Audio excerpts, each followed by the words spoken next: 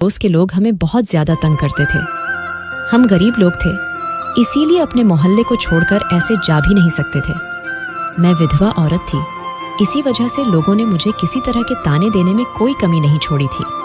बल्कि एक बार तो मेरे पड़ोस में रहने वाली सुमन भाभी ने एक बार मुझ पर इल्जाम लगा दिया था कि मेरा उनके पति के साथ अफेयर चल रहा है। मैं बहुत ज्यादा खूबसूरत थी, इसी वजह से अपनी पड़ोसन को बहुत बुरी लगती थी। मेरे आसपास के जितने भी घर थे, सभी घरों में मेरी तारीफ की जाती थी। सुमन को यह बात बिल्कुल पसंद नहीं थी, इसीलिए वह मुझे लोगों की नजरों में गिरने के कोई ना कोई बहाने ढूंढती रहती थी। उस टाइम मेरी बेटी बहुत छोटी थी और मेरा पति मर चुका था। इस वजह से मैं कुछ कर नहीं सकती थी, क्योंकि मैं अपने आप को बहुत लाचार महसूस करती थी। वो मुझ पर तरह तरह के इल्जाम लगाती थी, जिसको गांव के लोग सच समझ लिया करते थे और मुझे कैरेक्टरलेस कहते थे। बात मेरी बेटी के नाम तक भी आने लगी थी कि ये ऐसी है तो बड़े होकर इसकी बेटी कैसी होगी। मेरे गांव के लोगों का कहना था कि वह मेरी शादी गांव के किसी गरीब मर्द के साथ कर देंगे, लेकिन मैं ऐसा नहीं चाहती थी, क्योंकि मेरी बेटी बहुत छोटी थी। मैं नहीं चाहती थी कि कोई और दूसरा मर्द जो मेरी बेटी को स्वीकार न कर सके, मैं उस इंसान से शादी नहीं कर सकती। मुझे अब अपनी बेटी की परवरिश की चिंता लगी रहती थी।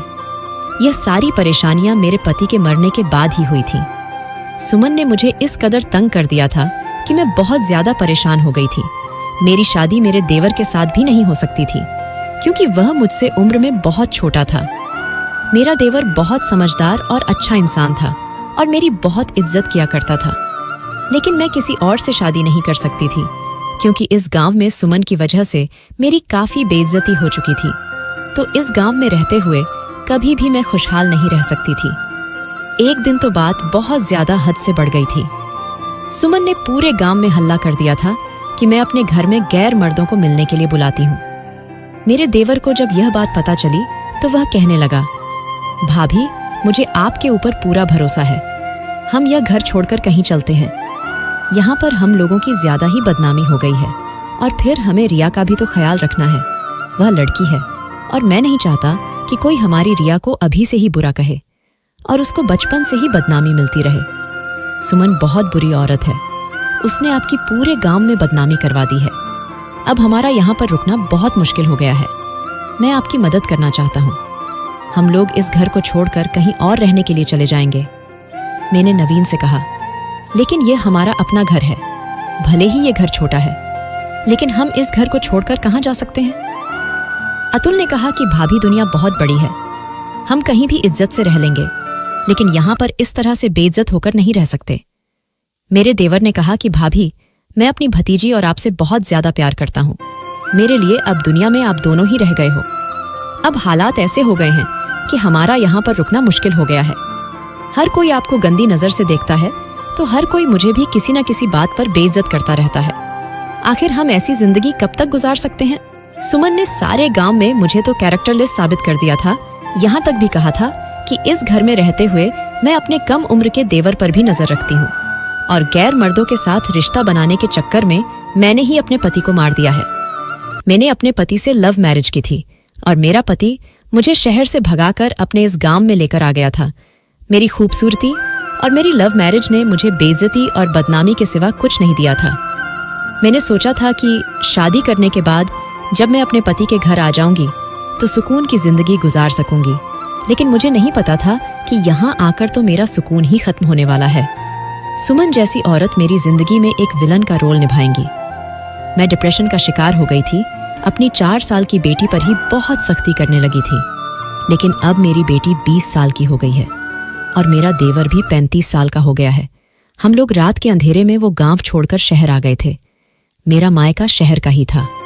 मैं अपने माता पिता की सबसे छोटी और लाडली बेटी थी। मेरा पति गांव से शहर में काम करने के लिए आता था और तभी मेरा उससे अफेयर चल गया था। मैं पढ़ी लिखी लड़की थी और अच्छी तरह से इस बात को जानती थी कि मेरे माता पिता कभी भी अपनी पढ़ी लिखी बेटी की शादी किसी गांव के गवार के साथ नहीं करेंगे। मुझे अपने पति से इतनी ज्यादा मोहब्बत थी कि मैंने कभी उनके पढ़े लिखे ना होने का कोई मतलब नहीं समझा था, क्योंकि वह मुझे बहुत खुश रखते थे। इसीलिए मैं उनके प्यार में अंधी होकर अपने माता पिता का घर छोड़कर गांव में आकर बस गई घर, क्योंकि मेरे पति के माता पिता नहीं थे, सिर्फ एक छोटा भाई था। इसीलिए मेरी शादी के बाद ससुराल में मुझे कोई दिक्कत नहीं हुई थी।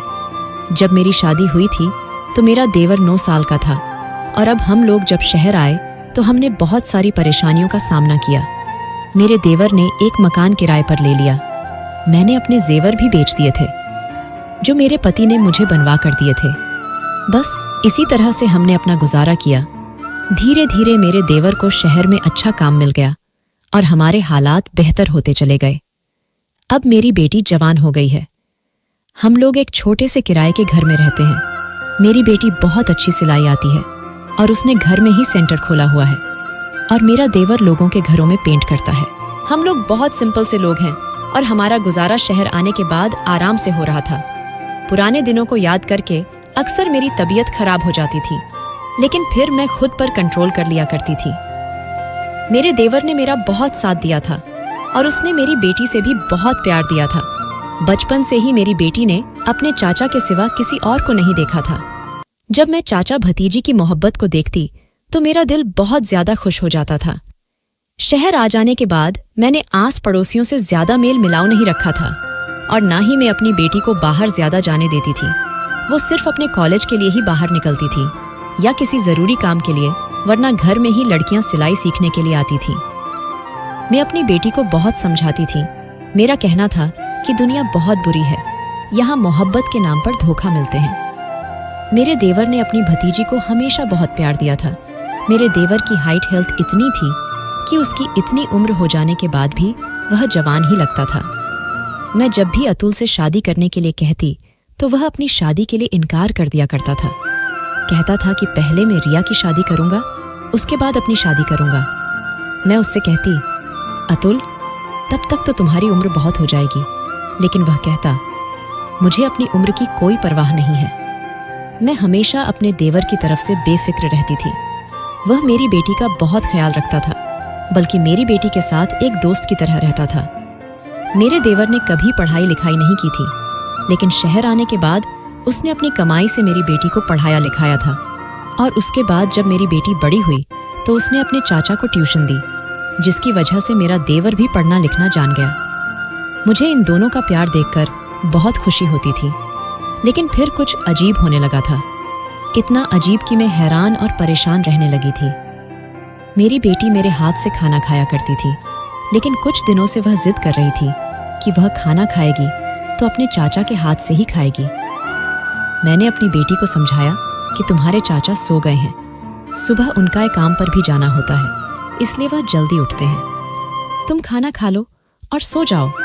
लेकिन उसका कहना था कि चाचा को ही बुलाओ, मैं अपने चाचा के हाथ से ही खाना खाऊंगी। मुझे उसकी बात से गुस्सा आ गया। मैंने उससे कहा, ये क्या हरकतें हैं, छोटे बच्चों की तरह जिद लगा रखी है।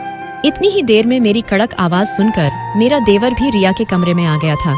शायद मेरी कड़क आवाज ने उसको जगा दिया था। उसका कहना था कि भाभी आप क्यों शोर कर रही हो। मैंने उसको बताया कि यह जिद कर रही है कि इसको तुम्हारे हाथ से ही खाना खाना है।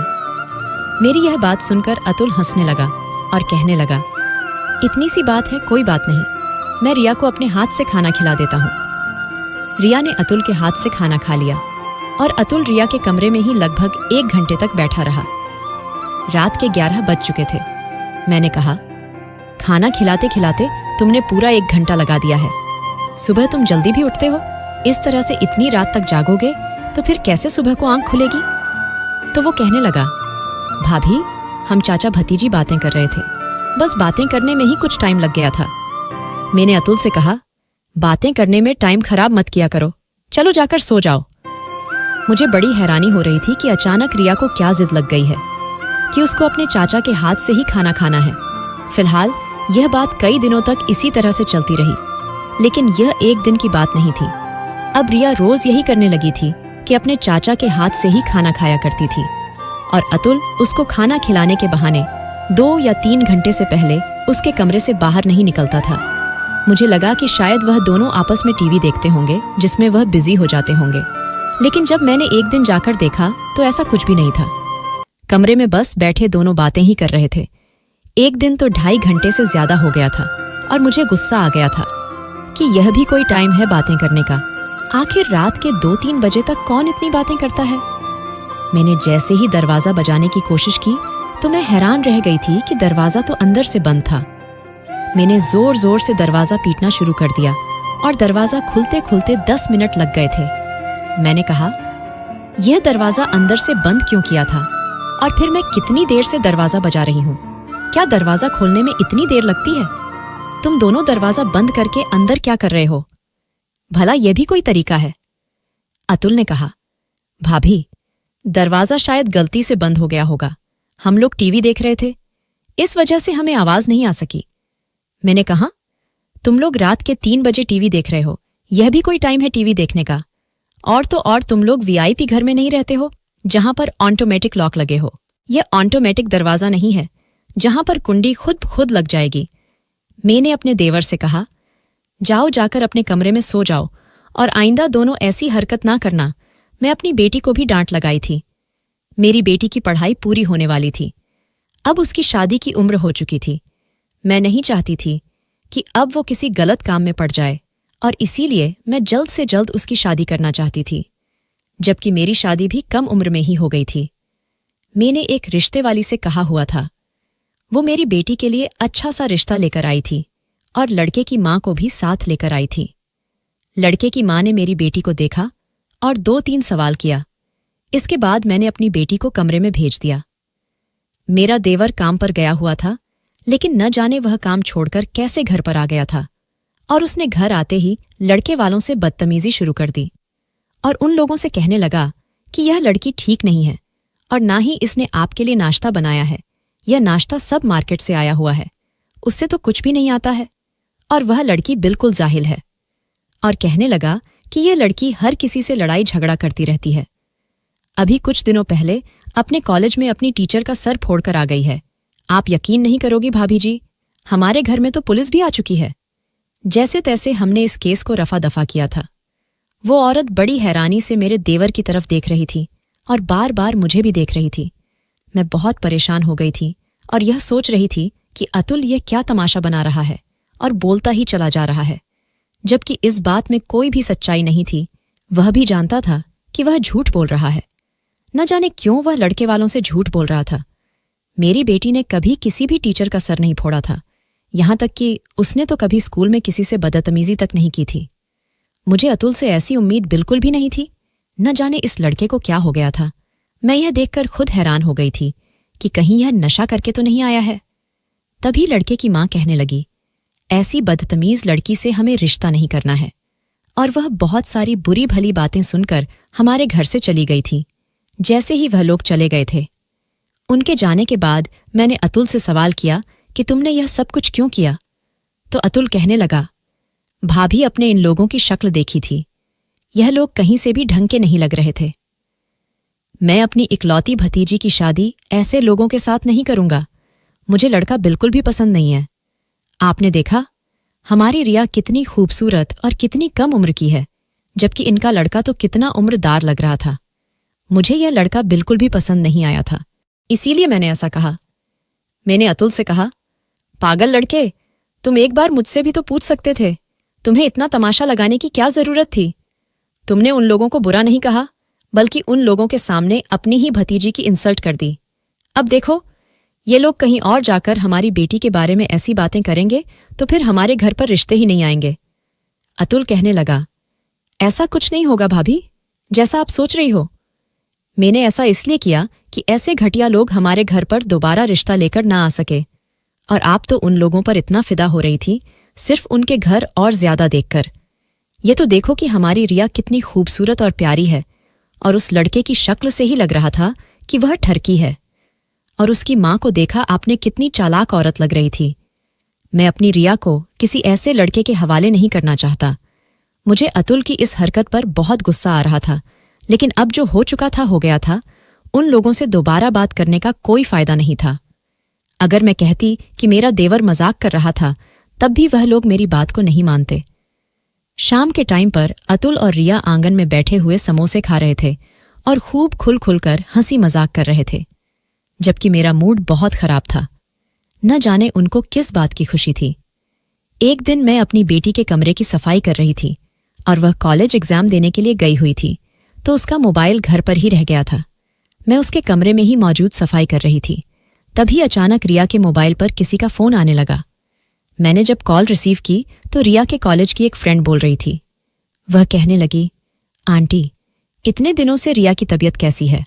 अब रिया ने कॉलेज में एप्लीकेशन लगाई हुई है और बताया था कि उसकी तबीयत ठीक नहीं है, इसीलिए उसे 2 दिन की छुट्टी चाहिए।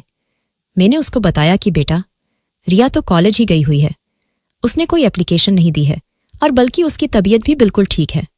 उसने कहा, नहीं आंटी, उस एप्लीकेशन पर तो आपके भी साइन थे। रिया ने तो मुझे बताया था कि कॉलेज में एग्जाम चल रहे हैं और वह एग्जाम देने के लिए ही कॉलेज गई हुई है, लेकिन उसकी सहेली ने बताया कि नहीं आंटी, कॉलेज में एग्जाम नहीं चल रहे हैं, बल्कि काफी दिनों से रिया कॉलेज आ ही नहीं रही है। मैं बहुत परेशान हो गई थी कि ना जान मेरी बेटी यह क्या कर रही थी। घर से तो रिया कॉलेज का कह कर ही निकलती थी, फिर वह कॉलेज क्यों नहीं जा रही थी? मैंने उसकी सहेली से बोल दिया था कि तुम उसको मत बताना कि तुम्हारी मेरी बात हो गई है, और कॉल कट करके मैंने रिया का मोबाइल वहीं उसके कमरे में ही रख दिया था। शाम को मैं अतुल और रिया को बुलाया। कमरे का माहौल बिल्कुल अदालत जैसा बना हुआ था। मैंने रिया को उसकी दोस्त की कॉल के बारे में खुद ही बता दिया और सब पूछा कि यह सब क्या है और तुम कॉलेज के बहाने कहाँ जाती हो? तुम्हारी सहेली बता रही थी, तुम लगभग 5 दिन से कॉलेज नहीं जा रही हो और तुमने एप्लीकेशन भी दी हुई है जिस पर तुमने मेरे फर्जी साइन कर दिए हैं। हिम्मत कैसे हुई तुम्हारी झूठ बोलने की और मेरे नाम से सिग्नेचर करने की? तुम यह सब कुछ क्या कर रही हो? अतुल और रिया दोनों ही सर झुकाकर खड़े हुए थे, क्योंकि उनको पता था कि उनकी चोरी पकड़ी गई थी। इसीलिए उनके पास बोलने के लिए कुछ भी नहीं था। मुझे बहुत गुस्सा आ गया और मैंने कहा, जो कुछ भी तुमने किया है सच सच बताओ, नहीं तो मैं तुम दोनों को ठीक करके रख दूंगी। मैं अच्छी तरह से जानती थी कि मेरे देवर अतुल ने रिया का साथ जरूर दिया होगा। मैंने अपनी बेटी से कहा कि मैं तुम्हें पैसे देना बंद कर दूंगी, फिर देखूंगी तुम अपना खर्चा कैसे करोगी। तभी अचानक रिया कहने लगी, माँ, मैं कुछ दिन की छुट्टी ले ली थी और मैं अपने दोस्तों के साथ मूवी देखने के लिए जाया करती थी, चाचा की परमिशन लेने के बाद, और हम सब लड़कियां आपस में मिलकर पार्क भी घूमने जाते थे। मैंने कहा कि तुम्हें संडे का दिन घूमने के लिए और मूवी देखने के लिए नहीं मिलता है क्या? अतुल ने कहा, भाभी, मेरा दिल कर रहा था मूवी देखने जाने का, इसलिए मैंने ही कहा था रिया को कॉलेज की छुट्टी करने को और आपसे झूठ बोलने को। मैंने कहा, अतुल, आखिर तुम लोग क्या कर रहे हो? वो कहने लगा, भाभी, मुझे माफ कर दो, मैं आपसे माफी मांगता हूं, और रिया को भी माफ कर दो, इसमें इसकी कोई गलती नहीं है। बस मेरा दिल कर था, इसलिए मैंने रिया से कॉलेज की छुट्टी लेने के लिए कहा था, और हम लोग एक दिन मूवी देखने गए तो एक दिन पार्क चले गए थे। इन दोनों का बिहेवियर मुझे बिल्कुल भी समझ नहीं आ रहा था। न जाने ये लोग क्या कर रहे थे। घर में भी मेरा देवर और मेरी बेटी यही अजीब अजीब तरह की हरकतें घर में भी किया करते थे। मैं अब इन दोनों पर कड़ी नजर रखने लगे थी। ये दोनों घर में खूब हंसी मजाक करने लगे थे, तो कभी आपस में 2-2 घंटे बैठकर बातें करते थे। चाचा भतीजी में कुछ ज्यादा ही मोहब्बत हो गई थी। इन दोनों को एक दूसरे के अलावा और कोई दिखाई नहीं दे रहा था। इस बीच मैंने रिया के लिए एक और रिश्ता देखना शुरू कर दिया था और अपने देवर को कहा था, अगर लड़के में कोई कमी दिखे तो मुझे बताना, लोगों के सामने तमाशा बनाने की कोई जरूरत नहीं है, क्योंकि तुम इतना नहीं जानते हो कि ऐसा करने से तुम्हारी अपनी भतीजी की ही बदनामी होगी और इस तरह से तुम्हारी भतीजी के रिश्ते आने भी बंद हो जाएंगे। यह बात सुनकर मेरे देवर ने एक बड़ी अजीब सी बात कही। उसने कहा कि मेरी भतीजी को रिश्तों की कोई कमी नहीं है। मैंने अतुल से कहा, क्या कहना चाहते हो तुम? मतलब क्या है तुम्हारा कि रिश्तों की जरूरत नहीं है? मेरा देवर कहने लगा, भाभी, बस मेरे मुंह से निकल गया, ऐसी भी कोई बात नहीं है। मैं तो अपने देवर और अपनी बेटी से बहुत ज्यादा परेशान हो गई थी। पता नहीं यह क्या करते रहते हैं और अपने दिमाग में क्या सोचते हैं। यह मेरी ही वजह से हुआ था कि मैंने अपने देवर और अपनी बेटी को कुछ ज्यादा ही छूट दी हुई थी। इस बार मैंने अपनी बेटी के लिए जो रिश्ता ढूंढा था उसमें से कोई गलती निकाल ही नहीं सकता था। लड़का बहुत कम उम्र का था, देखने में भी हैंडसम था, उसकी फैमिली भी बहुत अच्छी थी और अमीर परिवार से ताल्लुक रखता था। उसके माता पिता बैंक में नौकरी करते थे। लड़का खूबसूरत और गोरा चिट्टा था और मेरी बेटी से उम्र में ज्यादा बड़ा भी नहीं था, बल्कि उसकी उम्र के बराबर ही होगा। और लड़के वालों को मेरी बेटी पसंद भी आ गई थी, क्योंकि मेरी बेटी रिया बहुत ज्यादा खूबसूरत थी, मैंने जब अपने देवर की तरफ देखा कि अब तो वह कोई गलती निकाल ही नहीं सकता। अतुल चेहरे से बहुत ज्यादा परेशान लग रहा था। लड़के वालों ने कहा कि हमें आपकी बेटी बहुत पसंद आ गई है और हम जल्द से जल्द मंगनी की रस्म करना चाहते हैं और जल्द से जल्द शादी करके आपकी बेटी को अपने घर लेकर जाना चाहते हैं। मुझे यह बात सुनकर बहुत खुशी हुई थी और मुझे उनकी यह बात बहुत अच्छी लगी थी। उन्होंने कहा, अब हम आपके घर आ गए हैं, एक बार आप हमारे घर आकर सारी इन्फॉर्मेशन ले लो, उसके बाद सारी बात बैठकर कर ली जाएगी और शादी की डेट भी फिक्स कर ली जाएगी। मुझे एक बात बहुत पसंद आई थी, उन्होंने हमें अपने घर आने के लिए फौरन ही इनवाइट कर दिया था। मैंने भी कह दिया था कि हम 2 दिन बाद आप लोगों के घर आ जाएंगे। जब वह लोग हमारे घर से चले गए तो मेरा देवर कहने लगा, हम यहां पर रिश्ता नहीं करेंगे। मैंने अतुल की तरफ हैरान होकर देखा, जैसे कि वह मेरी बेटी की शादी होने देना ही नहीं चाहता था। मैंने कहा, क्यों नहीं करेंगे, क्या खराबी है इस रिश्ते में? मैंने कहा, ऐसे रिश्ते तो नसीब वालों को मिलते हैं। इतने पढ़ा लिखा रिश्ता है कि मैं तो यहां अपनी बेटी की शादी करने के लिए तैयार हो गई हूं। और शुक्र करो जो तुम्हारी भतीजी के भाग्य जाग चुके हैं। मैं तो अपनी बेटी की शादी इसी परिवार में करूंगी और वह भी जल्द से जल्द करके रहूंगी। कहीं ऐसा ना हो कि यह रिश्ता हमारे हाथ से निकल जाए। वो लोग बहुत अमीर और पढ़े लिखे लोग हैं, साथ ही अपने घर की बहू बेटियों पर कोई बाउंडेशन भी नहीं लगाते हैं। मुझे उन लोगों के यह बात बहुत अच्छी लगी थी कि उनका कहना था कि 2 दिन बाद ही आप अपनी बेटी को भी अपने साथ लेकर हमारे घर पर आ जाओ, दोनों बच्चे आपस में बैठकर बातें कर लेंगे। क्योंकि उन दोनों को साथ अपनी जिंदगी गुजारनी है, इसीलिए उनका बात करना बहुत जरूरी है। मुझे उनका यह बिहेवियर बहुत ज्यादा पसंद आया था, क्योंकि ऐसे लोग बहुत कम होते हैं जो लड़का लड़की को शादी से पहले बात करने की परमिशन देते हैं। मैंने तो अपने देवर से और अपनी बेटी से दोनों से ही कह दिया था कि शादी तो वहीं पर ही होगी। दोनों मेरी इस बात पर खामोश ही हो गए थे। मैंने उनकी इस खामोशी को हाँ समझ लिया था, क्योंकि खामोशी का मतलब यही होता है। मैं लड़के वालों के घर जाने की तैयारी करने लगी थी। मैंने रिया के लिए भी एक अच्छा सा सूट निकाल लिया था और अपनी भी खूब अच्छी सी तैयारी कर ली थी। लेकिन जब 2 दिन बाद हमें उनके घर जाने के लिए निकलना था, तो घर में ना तो अतुल मौजूद था और नहीं रिया। दोनों ही घर से यह कहकर निकले थे कि दोनों लड़के वालों की फैमिली के लिए गिफ्ट लेने जा रहे हैं, क्योंकि खाली हाथ जाना अच्छा नहीं लग रहा था। लेकिन उन दोनों को मार्केट गए हुए 2-3 घंटे बीत चुके थे, अभी तक वह घर पर वापस नहीं आए थे। उन लोगों ने हमें दोपहर के खाने पर बुलाया था और दोपहर के 3 बज चुके थे और खाने का टाइम निकला जा रहा था। अगर हम देर से जाते तो वह लोग क्या समझते, यह हमारी इज्जत और बेइज्जती का मामला था। मैंने अतुल को फोन मिलाया तो वह फोन रिसीव ही नहीं कर रहा था, और जब कहीं जाकर थोड़ी देर बाद फोन रिसीव करता तो कह देता कि हम लोग आ रहे हैं, बस रास्ते में ही है, ट्रैफिक लग रहा है, इस वजह से देर हो रही है। लेकिन थोड़ी देर के बाद मेरे देवर ने अपना मोबाइल स्विच ऑफ कर दिया था और मेरी बेटी का नंबर भी स्विच ऑफ जा रहा था। मैं बार बार दोनों का नंबर ट्राई कर रही थी और बहुत ज्यादा परेशान हो गई थी। दोनों का ही नंबर स्विच ऑफ जा रहा था। शाम के 4 बज चुके थे और अभी तक मेरे देवर और बेटी का पता नहीं था। लड़के वाले बार बार कॉल कर रहे थे कि आप लोग आ नहीं रहे। मैं उनको कोई ना कोई बहाना बनाकर कह देती कि बस थोड़ी देर में आ रहे हैं। मुझे उन लोगों के सामने बहुत शर्मिंदा होना पड़ रहा था। मैंने सोचा भी था कि मैं खुद चली जाऊं, लेकिन अगर वह मुझसे पूछते कि आपकी बेटी और देवर कहाँ हैं, वह साथ नहीं आए, तो मैं क्या जवाब देती। अब जब शाम के 6 बज चुके थे और मैंने अपना फोन भी स्विच ऑफ कर दिया था, क्योंकि मुझ में उनके सवालों के जवाब देने की हिम्मत नहीं थी। जब रात के 8 बज गए तो दोनों चाचा भतीजी हंसते हुए घर में दाखिल हो रहे थे। मुझे दरवाजे पर खड़ा हुआ देखकर उनके चेहरे की मुस्कुराहट गायब हो गई थी। मैंने कहा, तुम दोनों को गए हुए पूरे 8 घंटे हो गए हैं, आखिर तुम लोग अब तक गिफ्ट्स ला रहे हो? मेरा देवर कुछ बोलने ही वाला था कि मैंने अपने देवर के मुंह पर थप्पड़ मार दिया और कहा कि यह क्या बदतमीजी लगाई हुई है, कहाँ थे तुम दोनों अभी तक? पहली बार मैंने अपने देवर पर हाथ उठाया था, क्योंकि वही मेरी बेटी को मार्केट लेकर गया था। मैंने कहा कि तुम लोग जानते हो कि तुम लोगों ने मुझे कितना शर्मिंदा करवाया है। मेरी बेटी तो खामोश खड़ी हुई थी, लेकिन अतुल कहने लगा, भाभी आप मेरी बात कान खोलकर सुन लीजिए, मुझे उस घर में अपनी भतीजी का रिश्ता नहीं करना है। मैंने कहा, क्या मुसीबत है? सब कुछ तो ठीक है, घर परिवार, लड़का, उसके माता पिता, उसकी नौकरी। तो अब तुम्हें क्या परेशानी है? अब किस बात की कमी निकालोगे? इस पर अतुल ने कहा, यह लड़का कितना ही अच्छा बन जाए, लेकिन मुझे अपनी भतीजी की शादी इस लड़के के साथ नहीं करनी है। रिया की मुझे किसी से भी शादी नहीं करनी है। और यह कहकर वह दोनों घर के अंदर चले गए और अपने अपने कमरों में जाकर बंद हो गए।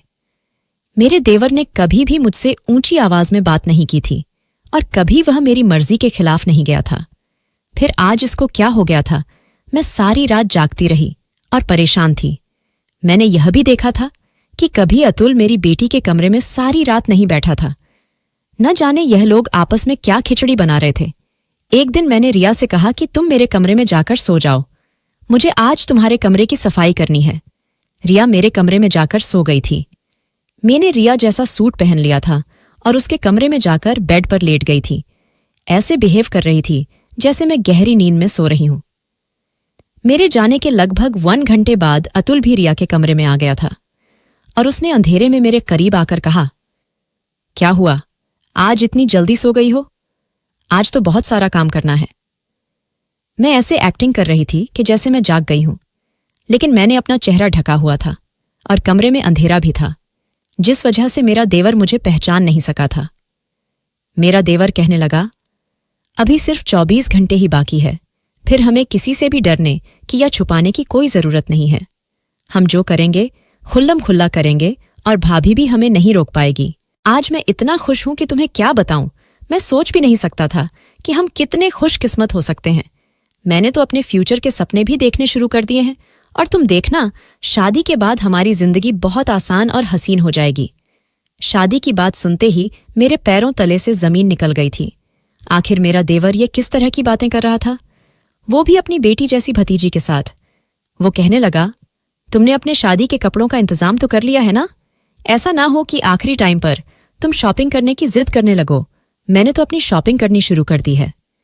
जैसे ही मेरे देवर ने यह बात कही तो मैं झटके से उठ गई और मैं लाइट ऑन कर दी और अपने देवर के मुंह पर थप्पड़ दे मारा और उससे कहने लगी कि तुम यह किस तरह की घटिया बातें कर रहे हो?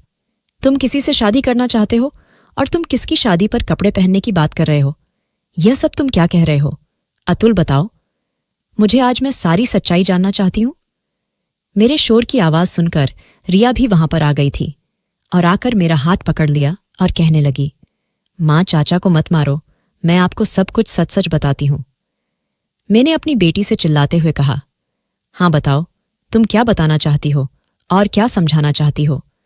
मैंने तुम लोगों को जरूरत से ज्यादा प्यार दिया है, इसी बात का तो तुम फायदा उठाते हो। यह रिश्ता हमारे लिए बहुत अच्छा था। तुम्हारा चाचा कहीं भी तुम्हारा रिश्ता होने ही नहीं देता। तुम लोग घर से गायब हो जाते हो और अब यहां बैठकर यह तुम्हारा चाचा किस तरह की बातें कर रहा था? आखिर यह सब कुछ क्या हो रहा है? प्लीज, तुम दोनों को मेरी कसम है, मुझे सब कुछ बता दो, नहीं तो मैं अपनी जान ले लूंगी। मैं अपने होश में बिल्कुल भी नहीं थी और जो मेरे मुंह में आ रहा था कहे जा रही थी। लेकिन जैसे ही मुझे अतुल और रिया ने बात बतानी शुरू की, मेरे कदमों तले से जमीन निकल गई थी। पहले तो अतुल ने बताया कि मुझे हमारी ही गांव में रहने वाली लड़की से मोहब्बत हो गई है, जिस गांव ने आपको बहुत ज्यादा तकलीफ दी है, जिन लोगों का जिक्र आप इस घर में बर्दाश्त तक नहीं कर सकती। और सुमन भाभी का जवान बेटा मोहन रिया उससे मोहब्बत कर बैठी है और उसी के साथ शादी करना चाहती है। अब ये कोई इत्तेफाक था या कुछ और, जो हम दोनों आपके ही नफरत करने वाले लोगों से मोहब्बत कर बैठे? मुझे तो हमारे गांव के मुखिया की बड़ी बेटी, जिसकी शादी अभी तक नहीं हुई है, उससे मेरी मुलाकात तब हुई थी जब मैं एक आदमी के घर पेंट करने के लिए गया था। वहां पर वह आई हुई थी और देखते ही मुझे उससे प्यार हो गया था और इसी तरह से हम दोनों का प्यार बहुत गहरी मोहब्बत में बदल गया था। सुमन भाभी के बेटे मोहन की मुलाकात रिया से उसके कॉलेज में हुई थी। इसी तरह से इन दोनों की दोस्ती भी मोहब्बत में बदल गई थी। हम दोनों अपने ही गांव के रहने वाले लोगों के साथ मोहब्बत कर बैठे थे, जिनसे आप नफरत करती हो। अगर हम आपको यह बात पहले बता देते तो आप हमारी बात को नहीं मानती। इसीलिए हमने शादी करने का फैसला कर लिया था और यही बातें हमें एक दूसरे से काफी घंटे तक बैठकर करते रहते थे कि क्या करना है, कैसे करना है। और मैं अपनी ओर रिया की शादी के लिए पैसे भी इकट्ठे कर रहा था और वह दोनों भी जानते हैं कि उनके परिवार वाले हमारी शादी के लिए कभी नहीं मानेंगे। इसीलिए हम चारों ने घर से भागकर शादी करने का फैसला कर लिया है कि हम कोर्ट मैरिज कर लेंगे और फिर धीरे धीरे आप सबको यह बात पता चल जाएगी, तो फिर आप लोग हमें माफ कर दोगे। भाभी, हम अपनी मोहब्बत के आगे मजबूर हो गए थे। हम आपको तकलीफ नहीं पहुंचाना चाहते थे। हम क्या करते, क्योंकि हम मोहब्बत कर बैठे थे। सुमन भाभी का बेटा और गांव के मुखिया की बेटी, वो दोनों भी हमसे सच्चा प्यार करते हैं, तो आपकी मर्जी से शादी कैसे कर सकते थे। इस बीच आप रिया का रिश्ता देख रही थी, इसीलिए मैं कोई ना कोई बहाना बना दिया करता था और रिया का रिश्ता कैंसिल करवा दिया करता था। रिया कहने लगी, मम्मी चाचा मुझसे बहुत प्यार करते हैं। चाचा ने हमेशा मेरा साथ दिया है। क्या आप नहीं चाहती कि चाचा की शादी भी उनकी मर्जी के मुताबिक हो जाए? और क्या आप नहीं चाहती कि हम अपनी खुशी से जिंदगी गुजारे अपने मनपसंद शख्स के साथ? नवीन कहने लगा, भाभी, हम नहीं चाहते थे कि आपको हमारी शादी की खबर हो जाए। जब तक हमारी शादी नहीं हो जाती तब तक हम आपसे ये बात छुपाकर रखना चाहते थे, इसीलिए हम बहाने बनाते थे। हमें एक दूसरे से अभी और बातें करनी थी और कल के बारे में प्लानिंग भी करनी थी। मेरी बेटी और देवर ने हाथ जोड़ लिए और कहने लगे, हमें माफ कर दीजिए, आपको ये सब सुनकर बहुत दुख होगा कि कल हमारी शादी है। रिया कहने लगी, माँ, आपने ही तो मुझे सिखाया था कि मेरा इस दुनिया में पिता नहीं है, लेकिन पिता, दोस्त और भाई जैसे चाचा मुझे भगवान ने दिए हैं। इसीलिए हम एक दूसरे की मदद करते थे। हमने एक दूसरे की मर्जी से लाइफ पार्टनर पसंद किया है। गांव का माहौल अब बिल्कुल बदल गया है, क्योंकि सुमन आंटी को गुजरे हुए कई साल हो चुके हैं। अब सब सुधर गए हैं। कोई भी अब आपको वहां कुछ नहीं कह सकता, क्योंकि पहले लोग आपकी लाचारी का फायदा उठाया करते थे। अब तो हमारे हालात पहले से बहुत बेहतर हो गए हैं, इसीलिए किसी की मजाल नहीं कि कोई मेरी मां पर उंगली भी उठा सके। आपकी बेटी इतनी हिम्मत वाली हो गई है कि वो अपनी फैमिली के किसी भी मेंबर के साथ बदतमीजी करने वाले के हाथ पैर अच्छे से तोड़ सकती है। अतुल कहने लगा, हाँ भाभी, रिया बिल्कुल ठीक कह रही है। सुमन भाभी का बेटे मोहन बहुत अच्छा और पढ़ा लिखा लड़का है। वो यही अपने शहर में ही नौकरी करता है। अच्छा कमाता है, अच्छा खाता है। मोहन के माता पिता दोनों ही इस दुनिया से जा चुके हैं। अब हमारी रिया को वहां किसी चीज की कोई कमी नहीं होगी। उसका घर भी अब पहले जितना छोटा नहीं रहा। उसने अपनी कमाई से घर को बड़ा कर लिया है। और मुखिया की बेटी की उम्र मेरी जितनी ही हो गई है। मुखिया जी के मरने के बाद उसकी सौतेली माँ ने आज तक उसकी शादी नहीं की, इसीलिए मैं उससे शादी करना चाहता हूँ। वो मुझसे बहुत प्यार करती है।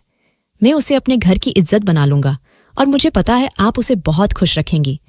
वो दोनों बोलते जा रहे थी और रोते जा रहे थे। ये बात तो सच थी कि ये लोग अगर मुझे सच बताते तो मैं कभी भी हाँ नहीं करती और उस गांव से कभी उनको नाता जोड़ने नहीं देती। लेकिन शायद सही कहते हैं, आप जो नहीं चाहते हैं वही आपके साथ हो जाता है। मैं उस गांव से बहुत दूर आ गई थी, लेकिन उसी गांव से दोबारा नाता जुड़ गया था। इनको प्यार हुआ तो उसी गांव में रहने वालों से। मैं एक तरफ को अपना सर पकड़कर बैठ गई थी। मुझे समझ नहीं आ रहा था कि मैं क्या फैसला करूं। वो दोनों मेरे कदमों में बैठ गए थे और उन्होंने मेरे पैर पकड़ लिए थे और कहने लगी, प्लीज मान जाओ, हमारी खुशी में शामिल हो जाओ। हम उन दोनों के बिना खुश नहीं रह पाएंगे। अगर आप चाहती हो कि हम आपकी मर्जी के मुताबिक शादी कर ले तो हम जहां आप कहोगी वहीं पर शादी कर लेंगे, लेकिन हम खुश नहीं रहेंगे। मैंने उन दोनों के सर पर हाथ रखा और कहा कि तुम्हें क्या लगता है कि मुझे तुम लोगों की खुशी की कोई परवाह नहीं है? हम लोगों की खातिर ही तो मैं उस गांव से निकलकर यहां पर आ गई थी और तुम दोनों की वजह से ही मैंने दूसरी शादी भी नहीं की थी। मैंने अपनी सारी जिंदगी तुम लोगों के हवाले कर दी थी। क्या अब मैं तुम दोनों के लिए इतनी सी भी कुर्बानी नहीं दे सकती? ठीक है, मैं गांव जाकर मोहन से बात करना चाहती हूँ और उस लड़की के घर पर रिश्ता लेकर जाना चाहती हूँ जिससे अतुल शादी करना चाहता है। शादी अब कोर्ट मैरिज के तरीके से नहीं बल्कि इज्जत के साथ होगी। तुम दोनों की शादी में ही कराऊंगी। तुम्हें कोर्ट मैरिज करने की कोई जरूरत नहीं है। वो दोनों रोते हुए मेरे गले लग गए थे। मैंने उन दोनों को बहुत ज्यादा प्यार किया था। आखिर मेरे लिए मेरा देवर और मेरी बेटी ही सब कुछ थे, इसीलिए मैंने अपनी सारी खुशियां उन पर कुर्बान कर दी थीं। तो क्या मैं उनकी खुशी के लिए इतनी सी भी बात नहीं मान सकती थी? और जिस गांव की बात हो रही थी उस गांव से मुझे बड़ी बेइज्जती मिली थी। लेकिन अब जब सब कुछ ठीक हो गया है, ये बात काफी सालों पुरानी है, तो मैं भी इस बात को भूलना चाहती हूँ। मैं गांव गई और मुखिया की बेटी से अपने देवर का रिश्ता मांगने चली गई और दूसरी तरफ मोहन के माता पिता तो मर चुके थे, लेकिन एक उसकी कुंवारी बहन थी। वह अपनी बहन को लेकर हमारे घर आ गया था। उसने रिया का रिश्ता मांग लिया था और फिर एक ही दिन में अपनी बेटी को विदा किया और दूसरी तरफ अपनी देवरानी को घर लेकर आ गई थी। अब वह दोनों बहुत खुश है और अपनी जिंदगी आराम से जी रहे हैं। मेरी खुशी तो मेरा देवर और मेरी बेटी ही थी, इसलिए मैंने पुरानी सारी बातों को खत्म कर दिया था। मेरी बेटी अपनी ससुराल में बहुत खुश रहती है। सुमन का बेटा बिल्कुल भी सुमन पर नहीं गया है। वह बहुत अच्छा समझदार है। उधर मेरी देवरानी भी बहुत अच्छी है। दोस्तों, वीडियो कैसा लगा कमेंट करके जरूर बताना। वीडियो को लाइक और चैनल सब्सक्राइब कर देना।